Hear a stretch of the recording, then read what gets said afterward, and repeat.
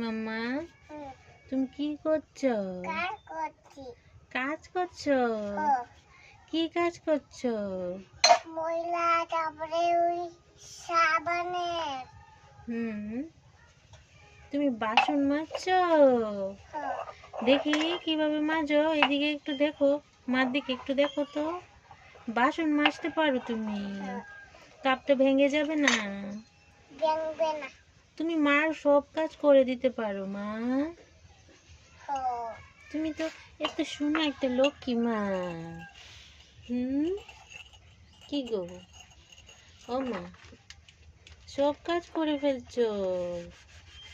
আরে